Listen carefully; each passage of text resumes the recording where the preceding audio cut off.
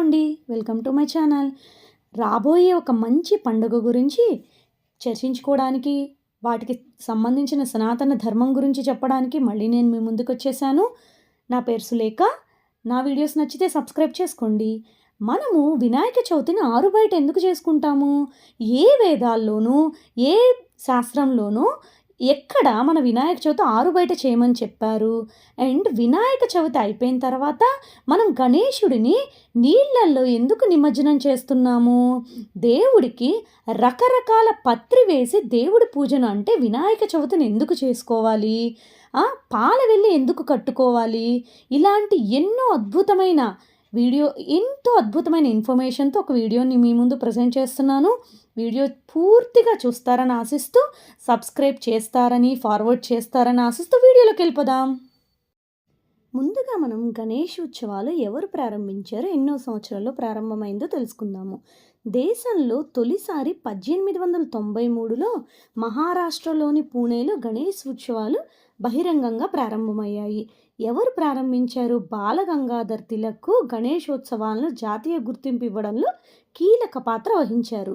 అప్పటి నుంచి వినాయక నవరాత్రులు మహారాష్ట్రం దాటి భారతదేశమంతా నిర్వహించడం ఆనవాయితీగా మారింది.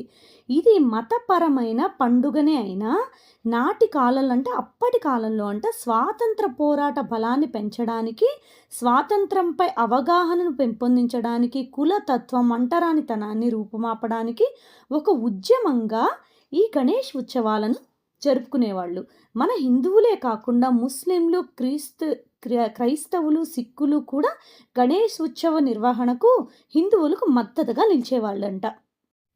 1893 సంవత్సరానికి ముందు గణేష్ ఉత్సవాలను ప్రైవేట్గా లేకపోతే చిన్న స్థాయిలో జరుపుకునేవాళ్ళు. బ్రిటిష్ బానిసత్వము, మొఘలులతో సహా ఇతర విదేశీ అక్రమదారులను అణిచివేయాలని దానికి కారణంగా మొదలుపెట్టిందే ఈ వినాయక చవితిని ఆరుబయట జరుపుకోవడం. కానీ ఈరోజు మనం ఏం చేస్తున్నాము? దాని తత్వాన్ని ఎందుకు పెట్టారు అనే దానికి వదిలేసి వీధికొక విగ్రహాన్ని ఏర్పాటు చేసుకుంటున్నాము. పోనీ కాలుష్యరహితమైన విగ్రహాన్ని చేస్తామా? లేదు. అసలు ఆ విగ్రహాలు ఏంటండి? అదేదో మన గణపతికి ఏవేవో విగ్రహాలు ఏదో బండి మీద వస్తున్నట్టు హీరోల బొమ్మలతో, హీరోల గబ్బర్ సింగ్ వేషాలతో మన సంస్కృతిని, మన సనాతన ధర్మాన్ని భ్రష్టు పట్టించేలాంటి విగ్రహాల కోసము మిమ్మల్ని ₹1 చందా అడిగినా కూడా మేము ఇయ్యము అని చెప్పి ఎలుగెత్తి చాటండి హిందువులారా. ఒక్కటంటే ఒక్క పందిరిలోనైనా నాకు చూసినంత వరకు వీధికో విగ్రహాన్ని పెట్టేసేసి అల్లరి చిల్లరి పాటలతో ఒక్క పందిరిలో పిల్లలకి అవసరమయ్యేలాగా, పెద్దవాళ్ళకు అవసరమయ్యేలాగా ఒక భగవద్గీత గురించి చెప్పడం ఉందా? రామాయణ మహాభారతాల గురించి చెప్పడం ఉందా? సాంస్కృతిక కార్యక్రమాలు చేస్తున్నారా? జై జై గణేష్ అని పాటలు పెడతారు. కనీసం ఆ పూజ చేసే ఆ 10 నిమిషాలు తప్పించి మిగిలిన టైం అంతా ఏవేవో సినిమా పాటలతో మనం చేసుకునే గణేష్ పండుగని, బయట చేసుకునే గణేష్ ఉత్సవాలను జరుపుకుంటున్నాం. మనం ఎలాంటి పరిస్థితికి దిగజారిపోయామనేది మనమే ఒక ప్రశ్నించుకోవాలి. అసలు వీధికొక విగ్రహం ఎందుకండి? వీధికొక విగ్రహం ఎందుకు?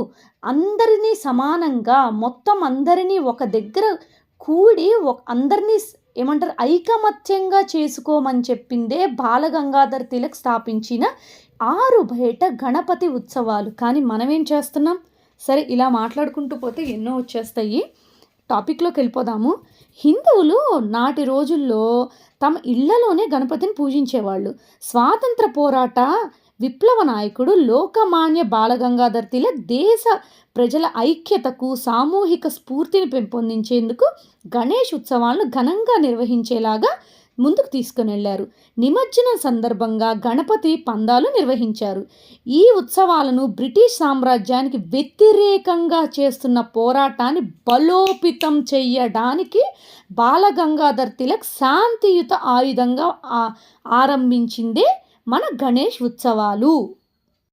ముందుగా మనం చెప్పుకున్నట్లే లోకమాన్య తిలక్ గారు ఐక్యతా సందేశాన్ని ప్రజలకు తెలియజేసేందుకు గణపతి ఉత్సవాలను ప్రజావేదికగా ఎంచుకున్నారు. తిలక్ ప్రారంభించిన గణేష్ ఉత్సవాలు గజాననుని జాతీయ సమైక్యతకు చిహ్నంగా మార్చేశాయి. పూణే తర్వాత మహారాష్ట్ర అంతటా జరిగిన గణేశ ఉత్సవాలు ఆ తర్వాత దేశ విదేశాలకు సైతం వ్యాపించాయి. ఇప్పుడు మనము గణపతికి 21 రకాల పత్రితో ఎందుకు పూజ చేసుకున్నామో తెలుసుకుందాము. మనము ఒకప్పుడు నీటిని చెరువుల నుంచి, బావుల నుంచి తోడుకొని తాగేవాళ్ళము. అడవులలో దొరికే 21 రకాల ఔషధ గుణాలు కలిగిన ఒక పత్రిని, అంటే అన్ని రకాల ఆకులతో గణపతిని పూజించిన తర్వాత ఆన్ ద కండిషన్ ఆఫ్ మట్టి గణపతిని చేసుకొని, ఆ మట్టి గణపతితో పాటు 21 రకాల ఔషధ గుణాలు ఉన్న ఈ పత్రిని తీసుకొని వెళ్ళి మనం నదిలోనో, సముద్రంలోనో, బావిలోనో నిమజ్జనం చేసినప్పుడు పలు రకాల సూక్ష్మ క్రిములు, పలు రకాల విషాన్ని కరిగించే జంతువులని, లైక్ అందులో ఉండే విషవాయువులని ఈ పత్రి అనే ఈ 21 రకాల ఔషధ గుణాలున్న మొక్కలు నాశనం చేస్తాయంట. ఆ నీటిని తాగితే మనకి ఆరోగ్యం. ఎందుకంటే మనకి గణపతి ఉత్సవాలు ఎప్పుడైనా, గణేష్ పండుగ వర్షాకాలంలోనే వస్తుంది. ఆ కాలంలోనే నీటి నుంచి వచ్చే పలు రోగాలు, మలేరియా, డెంగ్యూలు, అంటే ఇప్పుడు వీటికి పేర్లు ఉన్నాయి, టైఫాయిడ్, ఇట్లాంటి రోగాలన్నీ ఈ కాలంలోనే వస్తుంటాయి. మన సనాతన ధర్మం ఒక అద్భుతమైన ఔషధాలతో, ఔషధ గుణాలతో నిండిన పండుగలని మన హిందువులకి ఒక వరంగా ఇచ్చింది. అందుకనే గణపతికి చేసే పూజలో 21 రకాల ఔషధ గుణాలున్న పత్రిని తెచ్చి పూజించమని చెప్తారు. ఇప్పుడు గణపతిని పూజ చేసిన తర్వాత ఎందుకు నిమజ్జనం చేయాలో ఇప్పుడు తెలుసుకుందాము. ఈ విషయం చెప్పాలంటే ఒక శ్లోకాన్ని గుర్తు తెచ్చుకోవాల్సిందే. శుక్లాం భరధరం విష్ణుం అనే శ్లోకాన్ని వినని వాళ్ళమే ఉండం. ఈ శ్లోకం స్పష్టంగా వినాయకుడు విష్ణు రూపమే అని తెలియజెప్తుంది. విష్ణువుకి ఉన్న పేరు నారాయణుడు అని.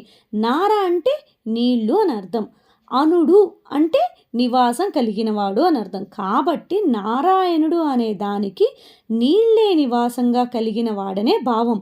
ఈ వినాయకుడిని సాక్షాత్ విష్ణువుగా భావిస్తున్నానని తెలియజేస్తూ ఆ వినాయకుడిని నీళ్లలో నిమజ్జనం చేయాలి. అందుకే వినాయకుడిని మట్టితోనే చేయాలని నిర్ణయించాలి ప్రాచీనులు. వినాయకుడు విష్ణువు ఒక్కటే కాబట్టి గణపతి తొడపై లక్ష్మీదేవి కూర్చుని కనిపిస్తూ లక్ష్మీ గణపతి పేరిట పూజలను అందుకుంటుంది. సబ్స్క్రైబ్ చేయడం మర్చిపోవద్దు. పెద్ద పెద్ద విగ్రహాలతో రంగరంగ వైభోగంగా వినాయక చవితిని 9 రోజులు చేసి నదిలోనో, సరస్సులోనో నిమజ్జనం చేస్తాము. దీనికి గల ప్రధాన కారణము, ఇప్పుడు చాలా కాన్సన్ట్రేషన్గా వినండి, దానికి గల ప్రధాన కారణం ఏంటంటే గణపతి విగ్రహాలకి వినాయక చవితి రోజున మనం పూజించే గణపతి విగ్రహాలకి యంత్ర ప్రతిష్టాపన ఉండకపోవడమే. అలా ఉంచితే కొన్నాళ్ళకి విగ్రహ రూపురేఖలు మారిపోవచ్చు, అది దోషం కాబట్టి. పైగా హిందువులను అందరినీ ఒక తాటి మీద ఉంచి నడపాలన్న ఒకే ఒక్క నిశ్చయంతో బాలగంగాధర్ తిలక్ ఆరు బయట అందరి మధ్యలో వినాయక చవితిని జరుపుకోవాలని చెప్పి, మానవులిగా మనము ఏ ఉపనిషత్తులో కానీ, వేదాల్లో కానీ ఇంట్లో మాత్రమే వినాయక చవితి జరుపుకోవాలని ఉంది. కానీ మనకి అందరితో పాటు ఆరు బయట వినాయక చవితి పందిళ్ళు వేయమని చెప్పి మన శాస్త్రంలో లేదు. బాలగంగాధర్ తిలక్ స్వాతంత్రోద్యమ సమయంలో మన హిందువులను ఒక తాటిపై నిలబెట్టడానికి, స్వాతంత్రోద్యమానికి ఒక బ్రిడ్జ్ లాగా వినాయక చవితి ఉత్సవాలను ఉపయోగించుకునేవారు. ఈ వీడియో మీకు నచ్చినట్లయితే లైక్ చేయండి, షేర్ చేయండి, సబ్స్క్రైబ్ చేయండి. అండ్ ఒక జై శ్రీరామనో, జై గణేశానో మెసేజ్ చేయండి. అప్పుడు ఎక్కువ మందికి రీచ్ ఉంటుంది. సనాతన ధర్మానికి సంబంధించిన వీడియోస్ని సపోర్ట్ చేస్తారని ఆశిస్తూ thank you so much. Bye.